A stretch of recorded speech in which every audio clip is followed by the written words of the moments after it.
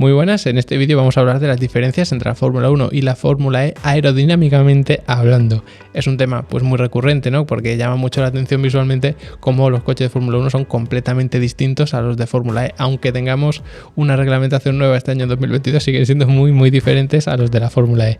Entonces, pues vamos a arrojar un poquito de luz y hablar por qué son tan diferentes y qué busca la Fórmula 1 y qué busca la Fórmula E, que al final es pues la base de que tengamos tantas diferencias. Además, ayer en Leva Lab Academy publiqué una masterclass hablando sobre la Fórmula E para que entendáis perfectamente esta categoría con las cosas más importantes, muy al grano por supuesto, y que la podáis seguir pues sin ningún problema, ¿no? Sin perderos con la diferente jerga y la organización del Lepris, que suele ser un poquito extraña y demás, así que echadle un vistazo, y los que no estáis apuntados a Leva Lab Academy, pues apuntaros, ¿no? Aunque solo sea para ver esa masterclass, porque ya sabéis que es una suscripción mensual, os incluye todo el contenido, no tenéis que pagar nada más y os podéis dar de baja cuando queráis ver ese contenido que necesitéis, y si ya no hay más que os interese, pues os podéis dar de baja o pedirme el contenido que queráis desde el formulario de nuevos cursos desde vuestra cuenta. Entonces, empezando con las diferencias entre Fórmula E y Fórmula 1 en cuanto a aerodinámica, vamos a empezar hablando de la carga aerodinámica, del downforce. Ambos coches generan lo que se conoce como efecto suelo, que es carga aerodinámica generada por un efecto de succión gracias al fondo plano y el difusor. El aire pasa por ahí, se acelera mucho, luego se difumina con el difusor, valga la redundancia, y de esta manera conseguimos una tracción mayor, le damos mayor velocidad al aire que pasa por ahí abajo, conseguimos una mayor succión del suelo y por lo tanto es como si el aire que pasa por debajo del coche tirase hacia abajo del coche, y por eso se produce esa carga aerodinámica, que carga aerodinámica siempre es fuerza del aire para el coche hacia abajo. Por lo tanto, ya sea desde arriba hacia abajo o desde abajo succionando hacia abajo, las dos cosas son downforce, ¿no? Pues que sepáis que los dos coches, los de Fórmula 1 y los de Fórmula E, generan carga aerodinámica de esta manera. De hecho, la Fórmula 1 en 2022 se ha centrado todavía más en esto porque tiene una ventaja fundamental, y es que no genera apenas drag, esa resistencia aerodinámica al avance, que bueno, ya hablaremos de ella un poquito más adelante. Pero los Fórmula 1 tienen unos alerones muy llamativos, muy grandes, muy potentes, que también generan mucha carga aerodinámica, pero te generan drag. Por eso en la Fórmula E no tenemos un alerón delantero más o menos típico, ¿no? Ya no solo comparándolo con el de la Fórmula 1, sino si lo comparamos con el de la Fórmula 2, Fórmula 3 o cualquier otra categoría de fórmula, vamos a notar como estos coches siempre tienen un alerón bastante importante delante, y los Fórmula E tienen una cosa un poquito extraña, como que medio forma parte de la carrocería, por lo tanto no tenemos esa creación de carga aerodinámica con el alerón delantero como tenemos en otros coches tipo Fórmula. Sí que tenemos algo de creación, porque al final pues podemos conseguir un poquito de succión por debajo del alerón delantero, podemos llevar aire al fondo plano, podemos tratar el aire de varias maneras, y al final eso es la intención, pero digamos que no tenemos ese efecto acción-reacción con el que generan carga aerodinámica los alerones de los Fórmula 1 o de cualquier otro tipo de fórmula. Es decir, el aire que choca contra un alerón es desviado hacia arriba, y esto provoca que el aire, mientras es empujado hacia arriba por el coche, empuje al coche hacia abajo. De hecho, hay un experimento típico que básicamente te demuestra que cuando el aire es empujado hacia un lado, empuja en el sentido contrario, que es básicamente acción-reacción de toda la vida, ¿vale? Pero ¿qué pasa? Que si tú empujas el aire hacia arriba, realmente ese aire está chocando contra tu coche, contra el alerón, y lo está empujando también hacia atrás. Es decir, el aire ya iba hacia atrás, tú no estás empujando hacia atrás, tú lo que haces es empujarlo hacia arriba. Por eso el aire te empuja hacia abajo, pero también te está empujando hacia atrás porque al final está chocando contra tu coche, y eso a la Fórmula E no le gusta mucho porque genera evidentemente mucha resistencia al avance, y es en este drag donde nos tenemos que centrar. El drag es la resistencia aerodinámica al avance, es decir, cuanto más rápido vayas tú, más oposición pone el aire. De hecho, si tú estás quieto en medio de la calle y te viene un aire tremendo, pues probablemente te empuja hacia atrás. Sin embargo, si viene un aire pues como muy despacito, pues lo más probable es que te quedes quieto y que no te influya para nada. Pues esto es un poco lo que pasa con los coches de carrera. Cuanto más rápido más te está empujando el aire hacia atrás.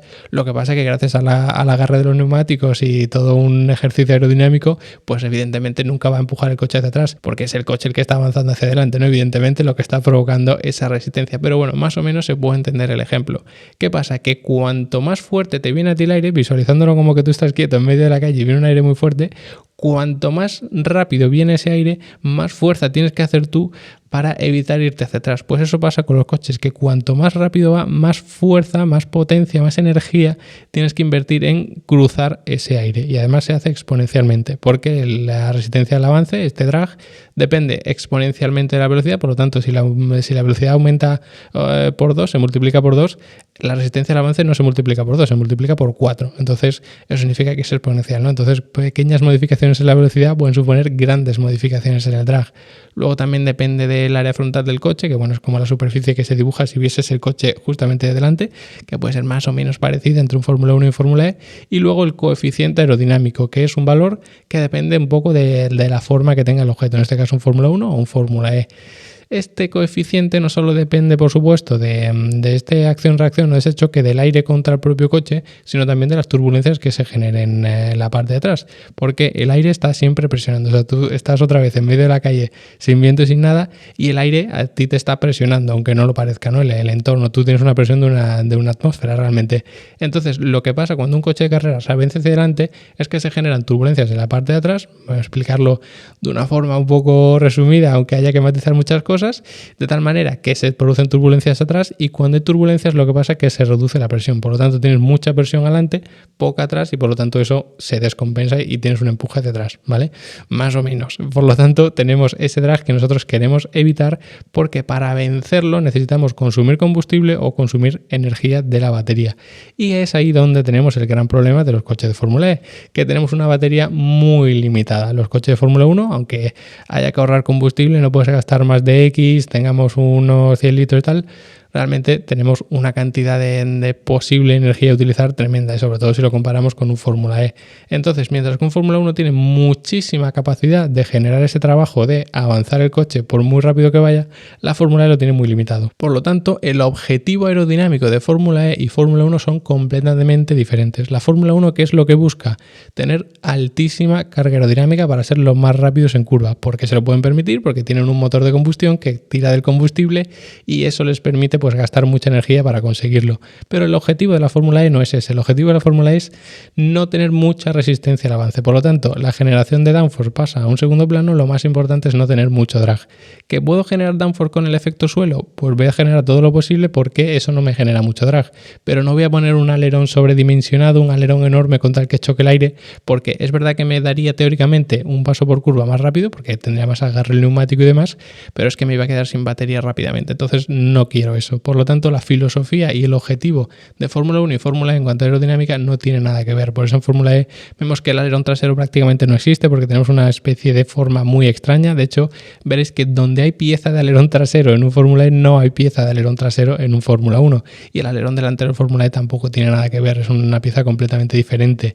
Además, en Fórmula E tenemos las ruedas carenadas para que el aire no choque directamente con las ruedas, que eso genera muchas turbulencias y mucho drag.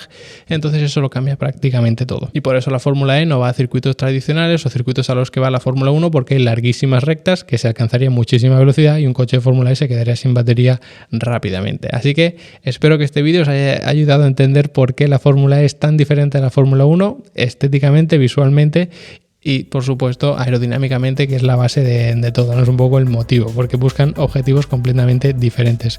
No es cuestión de comparar las dos categorías, esto que ya lo haga cada uno, o si queréis un vídeo un poco opinando sobre ello, pues lo podemos hacer también, pero la idea es que entendierais por qué son tan diferentes unos coches y otros. Recordaros que tenéis la masterclass si queréis aprender más de Fórmula E, porque así vais a entender un poco cómo se organiza y demás, y entender bien y poder seguir bien un EPRIC, como se llaman los grandes premios eléctricos de la Fórmula E, y agradecer por supuesto a todos los que estáis apuntados ya en la academia, confiando en mí, formando parte del Team Level Up. Y nada, a todos, gracias por haberos quedado hasta el final del vídeo y nos vemos en el siguiente.